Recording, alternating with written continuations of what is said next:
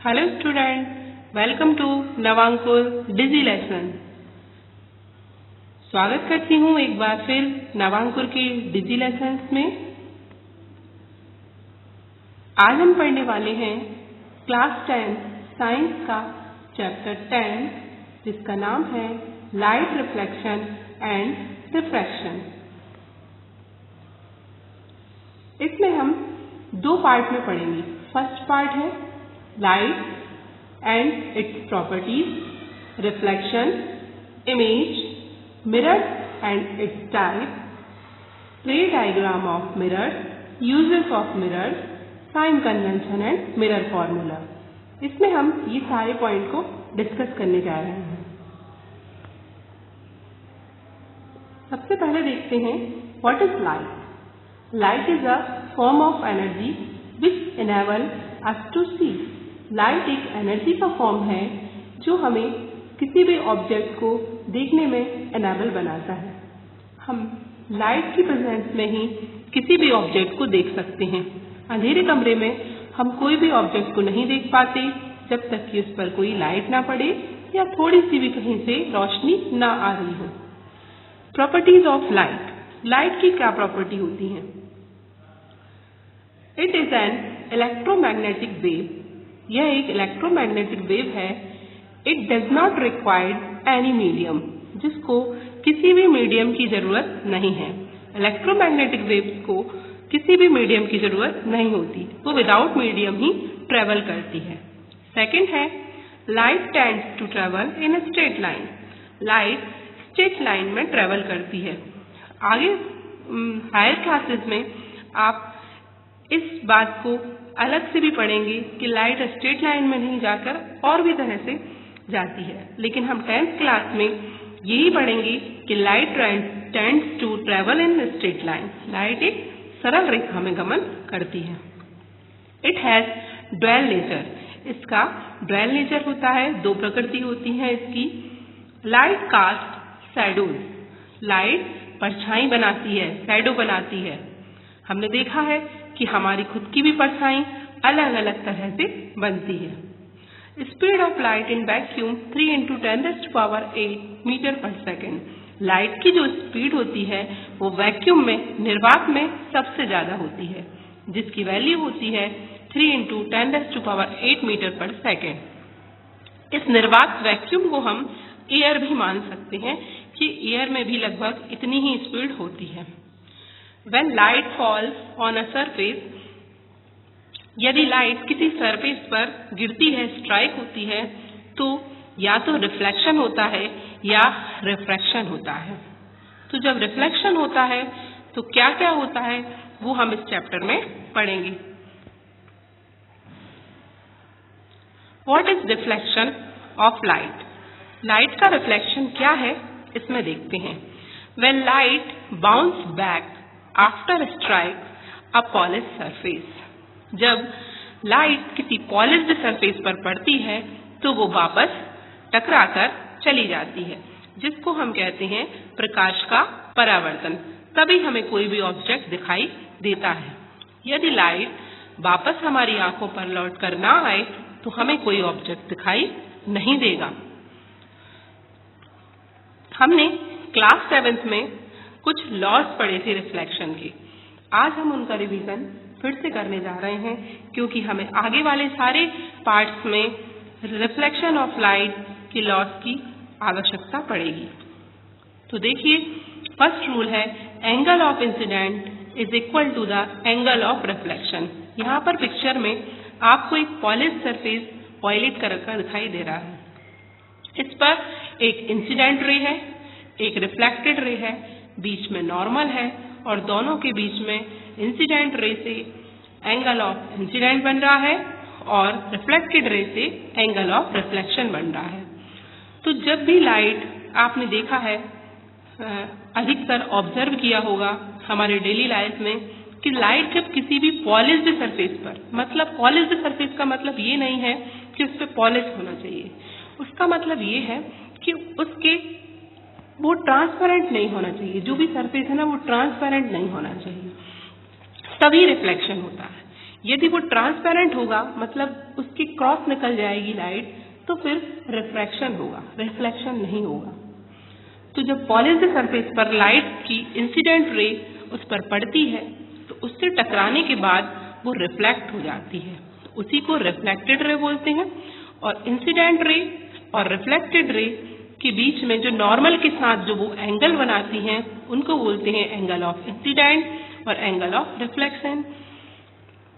इस कंडीशन में दोनों एंगल की वैल्यू इक्वल होती है, इसीलिए हम कहते हैं इसका first law angle of incident is equal to the angle of reflection. Second है the incident ray, reflected ray and the normal at the point of incidence all lies in the same plane. मतलब incident ray, reflected ray and normal at the point of incidence all lie in the same plane, मतलब तीनों एक ही plane में होते हैं, एक ही point पे होते हैं। इवन इंसिडेंट रे आपतित किरण, रिफ्लेक्टेड रे परावर्तित किरण, नॉर्मल अभिलंब। आपतित किरण, परावर्तित किरण और अभिलंब तीनों एक ही तल में स्थित होते हैं और आपतन कोण का मान परावर्तन कोण के मान के बराबर होता है। अब देखते हैं what is image. It is a point where at least two light rays actually meet or appear to meet. ऐसा पॉइंट जहां पर लाइट की टू रेज या तो एक्चुअली मीट कर रही हो, रियल में मीट कर रही हो, या फिर मीट करती हुई दिखाई दे रही हो, या फिर हम उन्हें खुद से मीट कराएं तब वहां इमेज बनेगी। और जब वो एक्चुअली मीट करती हैं तब रियल इमेज बनती है। और जब हम उसको मीट कराते हैं या फिर हमें ऐसा लगता है कि वो मीट कर रहे हैं, आपस में इंटरसेक्ट कर रहे हैं दोनों रेज, तो हम बोलते हैं कि वर्चुअल इमेज है। इमेज टू टाइप की होती है, रियल इमेज और वर्चुअल इमेज। रियल इमेज में देखते हैं it form when light rays actually meet. ये कब बनती है? जब लाइट रे, देखिए आपने हमेशा मैथ्स में भी देखा है कि टू रेज आपस में एक दूसरे को क्रॉस करती हैं या इंटरसेक्ट करती हैं तो एक पॉइंट मिलता है, उसी पॉइंट पर इमेज बनती है। यहाँ पर उसी पॉइंट पे मतलब या टू रेज होना चाहिए इंटरसेक्टिंग पॉइंट हमें मिलने के लिए। तो जब या दो से ज्यादा भी हो सकती हैं रेज, लेकिन कम से कम दो तो होना चाहिए। It form when light rays actually meet, जब एक्चुअली मीट करेंगी तब रियल इमेज बनेगी। Can be obtained on screen, हम इसको स्क्रीन पर प्राप्त कर सकते हैं। ये हमेशा इन्वर्टेड बनती है, रियल इमेज हमेशा उल्टी बनती है, इन्वर्टेड बनती है, और वर्चुअल इमेज हमेशा रेक्ट बनती है। ठीक है, वर्चुअल इमेज में देखते हैं it form when light rays appear to meet. ये कब बनती है? जब लाइट रेज ऐसा लगता है हमें कि ये मीट कर रही हैं, एक्चुअली में ये मीट नहीं करती हैं, इसलिए हम इसे वर्चुअल इमेज कहते हैं। Can't be obtained on screen, इसको हम स्क्रीन पर पर्दे पर प्राप्त नहीं कर सकते और ये हमेशा इरेक्ट बनती है। आगे चलते हैं, इमेज ऑन प्लेन मिरर। आप प्लेन मिरर के बारे में तो आप लोग जानते हैं, हमारे घर में जो मिरर होता है उसको हम प्लेन मिरर बोलते हैं। अब इसमें क्या होता है, इसकी कुछ कैरेक्टरिस्टिक्स हैं, उनको हम देख लेते हैं बस। प्लेन मिरर में हमेशा ही वर्चुअल एंड इरेक्ट इमेज बनती है, वर्चुअल और इरेक्ट बनती है। फर्स्ट पॉइंट, ये आप पॉइंट लर्न कर लीजिए। इक्वल टू द ऑब्जेक्ट, हमने देखा है कि हम यदि कांच के सामने खड़े हैं, मिरर के सामने यदि खड़े हैं तो हमारी इमेज बिल्कुल इक्वल बनती है। ऐसा नहीं कि हम खड़े हैं और छोटी सी इमेज बन रही है ना। ये तो केवल किस में होगा, कॉनकेव और कॉन्वेक्स में। लेकिन ऐसा प्लेन मिरर के साथ क्या होता है, जितने साइज के हम हैं उतनी ही साइज की हमारी इमेज बनती है। थर्ड है behind same distance as the object, और सेम डिस्टेंस पे बनती है। ऐसा भी नहीं हम बहुत दूर खड़े हैं या हम बहुत पास खड़े हैं और हमारी इमेज बहुत दूर बन रही है। ऐसा भी नहीं होता कि हम बहुत दूर खड़े हैं और पास में इमेज बन रही है। तो इमेज कैसी बनती है, एक तो behind same distance as the object, पीछे बनती है और सेम डिस्टेंस डिस्टेंस में बनती है, जहां भी ऑब्जेक्ट होता है उतनी ही डिस्टेंस पे हमारी इमेज बनती है। लेटरली इन्वर्टेड हम आगे पढ़ेंगे, ठीक है। अब है स्फेरिकल मिरर्स। हमारे ये जो चैप्टर है इसमें सबसे ज्यादा हमारा मेन पार्ट जो है वो स्फेरिकल मिरर्स ही है, क्योंकि हमें इससे रिलेटेड क्वेश्चन ही हमारे एग्जाम में आते हैं, तो हम इसको बहुत अच्छे से देखते हैं। स्फीयर के बारे में आप सभी लोग जानते हैं, स्फीयर मीन्स गोला। अब जो स्फेरिकल मिरर्स होते हैं वो किसी भी स्फीयर का ही पार्ट होते हैं। आपको दिखाई दे रहा है यहाँ पर एक स्फीयर, यदि हम इसमें से कट करें तो हमें ये जो शैडो वाला पार्ट है वो स्फेरिकल मिरर मिलेगा। क्योंकि ये स्फीयर से कटा है इसलिए हम इसको स्फेरिकल मिरर्स बोलते हैं। अब देखिए इसमें कौन कौन सी चीज होती हैं। यहाँ पर फर्स्ट है, अच्छा ये स्फीयर में आप लोग जानते हैं कि एक पॉइंट होता है, बीच में सेंटर होता है, मैथ में भी पढ़ते हैं हम लोग।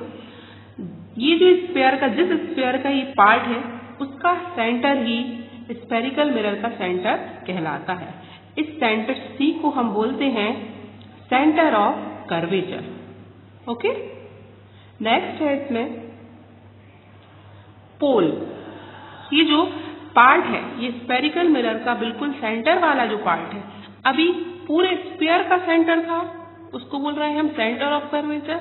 लेकिन अब क्या है, केवल ये इस मिरर का ये जो सेंटर है P, इसको बोलते हैं हम पोल, हिंदी में बोलते हैं ध्रुव। ये सेंटर ऑफ कर्वेचर, वक्र का केंद्र, ये ध्रुव, पोल P। अब स्फीयर में एक रेडियस होती है कहाँ, किसको बोलते हैं हम रेडियस? सेंटर से सर्कमफ्रेंस तक की डिस्टेंस को हम रेडियस बोलते हैं, या केंद्र से परिधि तक की दूरी को हम त्रिज्या बोलते हैं। तो यहाँ पर भी बिल्कुल सेम है कि यहाँ से यहाँ तक की सेंटर से लेके सर्कमफ्रेंस तक की डिस्टेंस R रेडियस कहलाती है। उसके बाद है F फोकस। जहाँ पर भी हमारी रेज मीट करती हैं उसको बोलते हैं हम फोकस, और P से लेकर पोल से लेकर फोकस तक की जो डिस्टेंस है उसको बोलते हैं focus length, focal length, focus length same.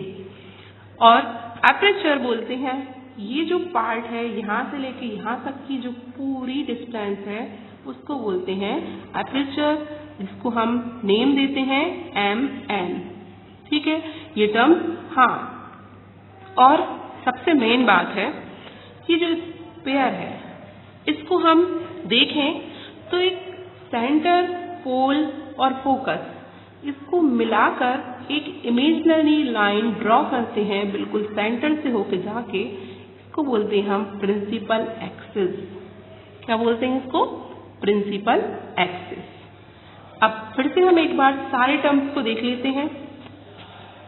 जिस स्फीयर का ये पार्ट होता है उसके सेंटर को मिरर का सेंटर ऑफ कर्वेचर बोलते हैं C, centre of curvature C, F focus, centre of curvature से पोल तक की डिस्टेंस R रेडियस, मिरर का सेंटर पॉइंट P पोल, P से लेकर F तक की डिस्टेंस F, स्मॉल f है ये, small f, focal length, focus length, यहाँ से लेकर बिल्कुल स्टार्टिंग से लेकर लास्ट तक की डिस्टेंस को बोलते हैं हम एपर्चर, जिसको हम हिंदी में द्वारक भी बोलते हैं।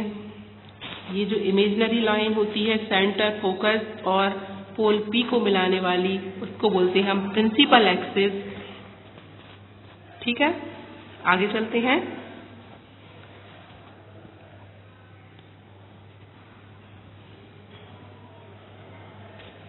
स्फेरिकल मिरर टू टाइप्स के होते हैं। Whose reflected surface is curved, जिसका रिफ्लेक्टेड सरफेस कर्व्ड होता है उसको बोलते हैं हम स्फेरिकल मिरर्स। ये कौन कौन से टाइप के होते हैं? Convex mirror and concave mirror. तो हम इन्हीं की इमेज फॉर्मेशन देखेंगे। कॉन्वेक्स मिरर, अच्छा आपको यदि आप इन दोनों को ज्वाइंट कर दें तो आपको लगेगा कि ये एक ही स्फीयर से कटे हुए हैं, लेकिन इनमें क्या डिफरेंस है? एक का जो फेस है वो इस साइड, मतलब इसका जो पॉलिश सरफेस है जहां से लाइट रिफ्लेक्ट होगी वो ये वाला है, ये वाला, यहां से लाइट रिफ्लेक्ट हो जाएगी, आगे यहां जाएगी नहीं, है ना। इसमें क्या होगा, लाइट, अच्छा एक बात और जान लें आप लोग, लाइट हमेशा यहाँ से आती है, लेफ्ट साइड से आती है। तो जब लाइट यहाँ से आएगी तो यहाँ से रिफ्लेक्ट हो जाएगी, इधर जाएगी नहीं इस तरह, है ना। तो ये वाला जो सरफेस, इसका बाहर वाला जो ये पॉलिश किया हुआ है उसको बोल रहे हैं हम कॉन्वेक्स मिरर। और यहाँ पर क्या हो रहा है, लाइट तो यहीं से आएगी लेकिन यहाँ पर आके इसके बाद रिफ्लेक्ट होगी, है ना, इधर उसको जाना ही नहीं है। तो आप ये देख लीजिए कि दोनों हथेलियों को जोड़ लीजिए, एक इस तरफ, अच्छा आपने स्पून देखी है, स्पून जो होती है वो कॉन्वेक्स और कॉनकेव दोनों मिरर होती है। आप आगे वाला पार्ट देख लीजिए उसका और पीछे वाला पार्ट देख लीजिए। पीछे वाले पार्ट से देखेंगे आप तो कॉन्वेक्स मिरर है और आगे वाले पार्ट से देखेंगे तो कॉनकेव मिरर है, ठीक है। अब इसमें देखते हैं कॉन्वेक्स मिरर में reflecting surface is curved outward, outward बाहर की तरफ से इसका क्या है, रिफ्लेक्टिंग सरफेस है।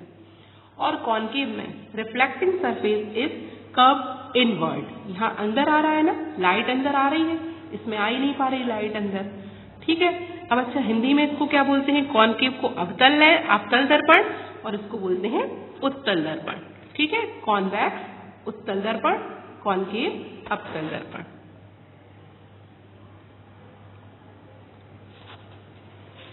आगे चलते हैं। Rules to making ray diagram by concave mirror. अब हम सबसे पहले कॉनकेव मिरर के रूल्स पढ़ेंगे। ये देखिए, देखा है आपने, ये सेंटर ऑफ कर्वेचर, हाँ देखिए 6 रूल हैं कॉनकेव मिरर के। रे diagram for images formed by concave mirror, हम एक एक करके सारे रूल्स पढ़ेंगे। अब हमारा ऑब्जेक्ट जो है, कंडीशन है इन 6 पूरे में कि ऑब्जेक्ट कहाँ रखा है और इमेज कहाँ बनेगी। When object at infinity, infinity आप लोग जानते हैं अनंत, जहाँ हमें कुछ दिखाई नहीं देता, आप समझ लो कि आसमान, वहाँ से तो हमें चांद तारे ये सब तो दिखाई देते हैं, लेकिन हम वहाँ जाके अपनी ऑब्जेक्ट को नहीं ढूंढ सकते, या हमें पता नहीं है कि कितनी डिस्टेंस हमें कवर करना है, इसलिए हम उसको अनंत मानते हैं, है ना। पर हमें यहाँ पर अपना ऑब्जेक्ट नहीं दिखाई दे रहा है, इन्फिनिटी पर हमारा ऑब्जेक्ट यहाँ पर कहीं रखा हुआ है, इन्फिनिटी पर।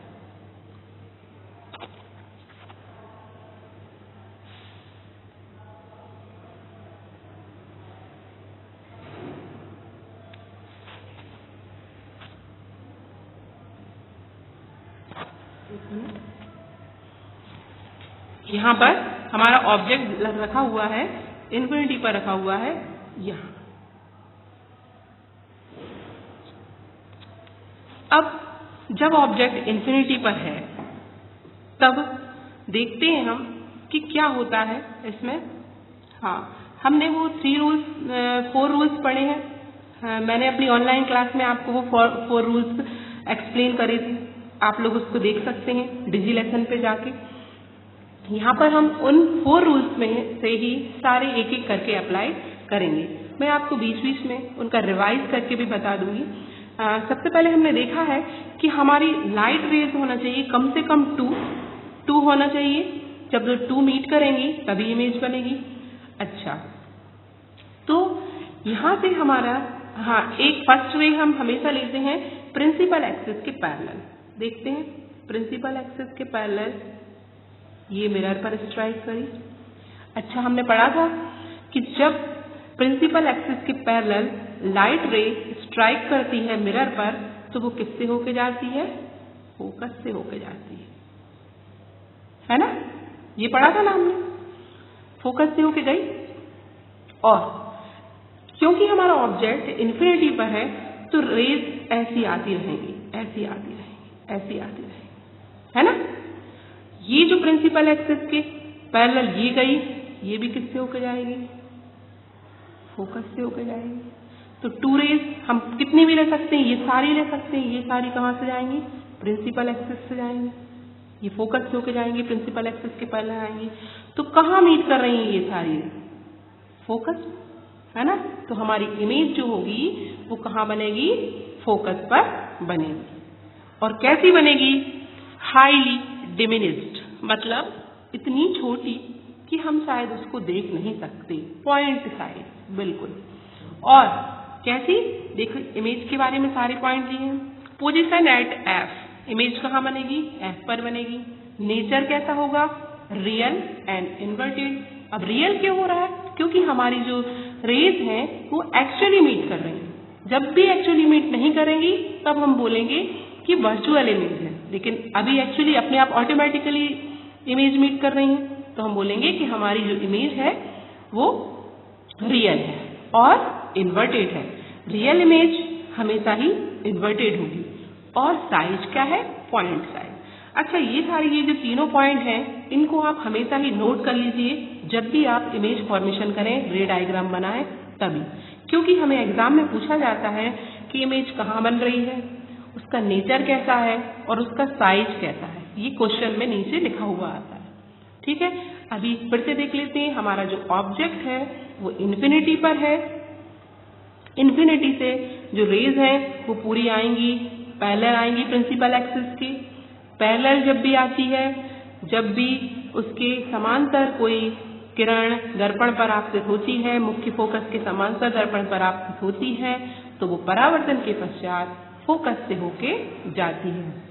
When ray diagram comes parallel to principal axis, after reflection it goes into focus. Okay?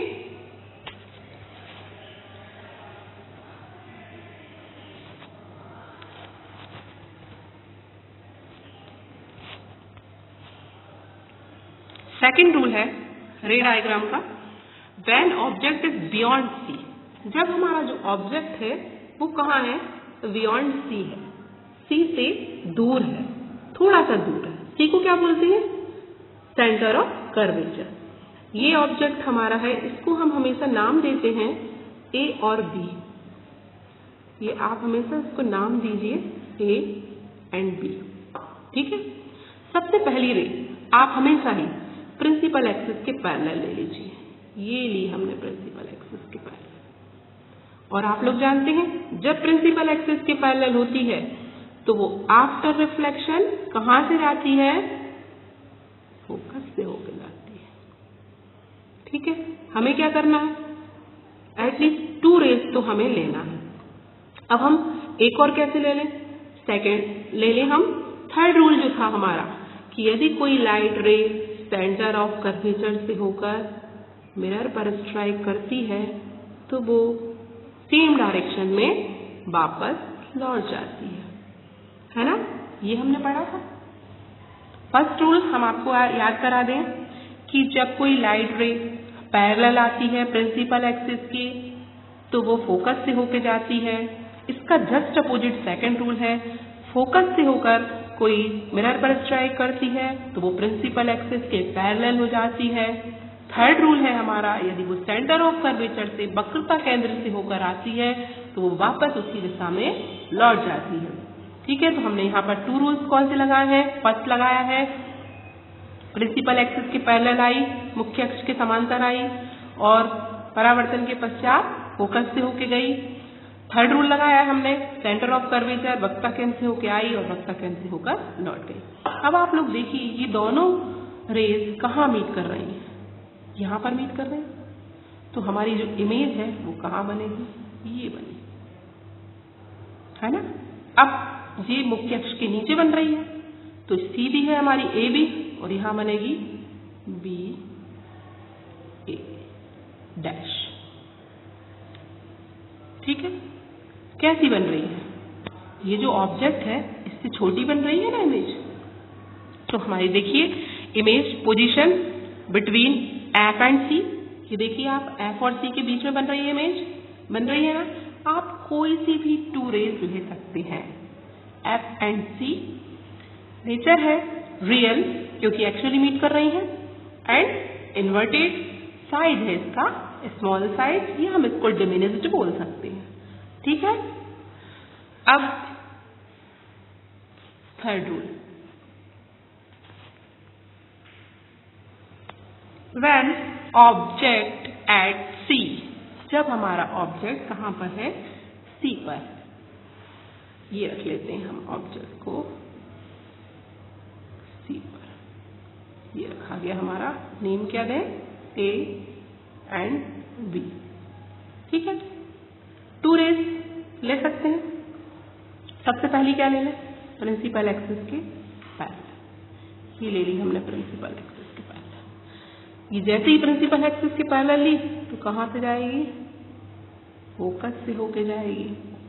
क्या हम इसमें थर्ड रूल अप्लाई कर सकते हैं कि वो सेंटर ऑफ कर्वेचर से आए और वापस वहीं से लौट जाए? ऐसा हो सकता है क्या? नहीं। क्यों नहीं हो सकता? क्योंकि ये आप इसकी जो इमेज है, क्या आप ऐसे लेंगे, आप ऐसे लेंगे क्या? यहाँ तो मिरर है नहीं, है ना। तो हम कौन कौन से टू रेज ले सकते हैं, या फर्स्ट कोई सा भी रूल लगा सकते हैं, फर्स्ट सेकंड, फर्स्ट फोर्थ, कोई सा भी लगा सकते हैं, लेकिन थर्ड वाला रूल यहाँ पर नहीं लगेगा। देखिए फर्स्ट तो लगा दिया, सेकंड क्या लगाए, बोलिए सेकंड क्या लगाए? सेकंड लगाते हैं हम कि फोकस से होके जाती है और कहाँ मिलती है, ये फोकस से होकर आई और आफ्टर रिफ्लेक्शन ये इसके पैरेलल हो गई पैरेलल। अब ये फर्स्ट वाली हमारी जो थी वो कहाँ पर थी, ये जा रही है, और सेकंड वाली है ना। तो दोनों रेज मीट कर रही हैं, मीट कर रही हैं। कहाँ पर कर रही हैं, बिल्कुल सी के नीचे, है ना। तो हम क्या देख रहे हैं यहाँ कि हमारी जो पोजीशन है वो इमेज की सी पर ही फॉर्म हो रही है। नेचर एक्चुअली मीट कर रही है, रियल है, इन्वर्टेड है, साइज सेम साइज है क्योंकि सी के बिल्कुल नीचे बन रही है ना। तो आपको समझ में आए होंगे तीनों rules.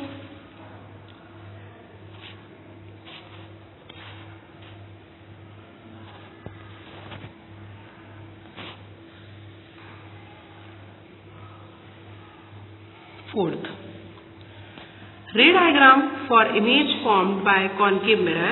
Fourth, when object between C, जब हमारा ऑब्जेक्ट कहाँ है, between C and F, C and F दोनों के बीच में हमारा ऑब्जेक्ट रखा हुआ है।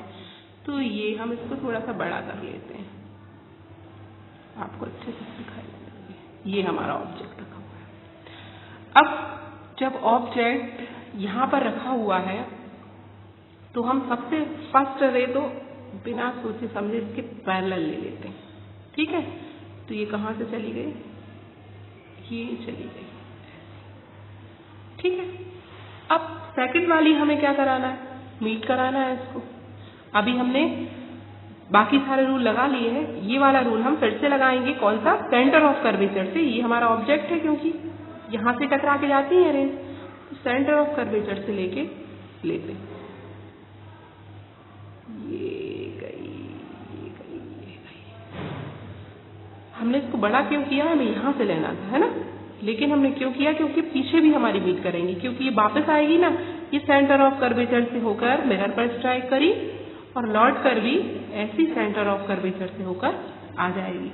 क्या आपको ये दोनों रेज, ये वाली और ये वाली मीट करती हुई दिखाई दे रही हैं? अभी तो नहीं दिख रही, लेकिन आगे जाके ये इन्फिनिटी में जाके मीट करेंगी, ऐसा हम सोचते हैं, क्योंकि ये पास होती जाती हैं और आगे इन्फिनिटी पे जाके ये मीट कर जाती हैं। यदि ये एक दूसरे के पैरेलल चलती जाती तो ये मीट नहीं करती, है ना। क्योंकि ये एक दूसरे से पास आती जा रही हैं, इसलिए ये मीट कर जाएंगी, लेकिन हमें यहाँ पर कुछ दिखाई नहीं दे रहा।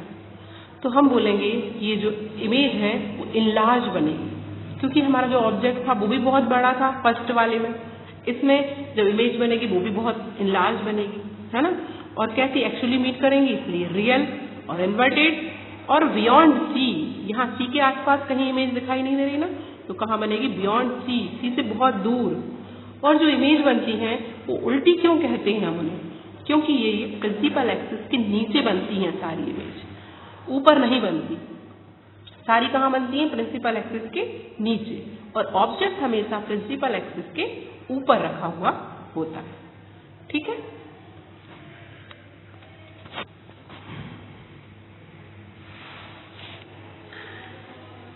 Fifth rule, when object is between P and S, जब हमारा ऑब्जेक्ट P और S के बीच में है, P पोल और S फोकस। फर्स्ट लें, आपको पता है प्रिंसिपल एक्सिस के पैरेलल,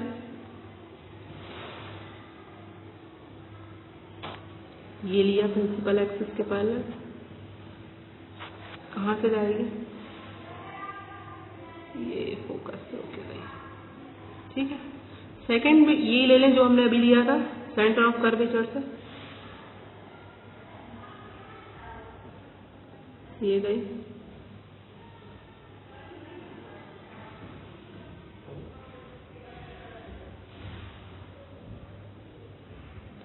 ये आ गई। ये जो रेज हैं वो कैसी जाएंगी, ये ऐसी जाती जाएंगी।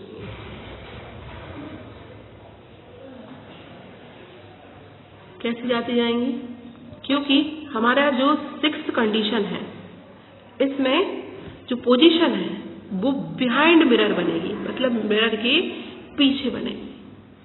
ठीक है। क्या ये एक्चुअली मीट करेंगी, नहीं करेंगी।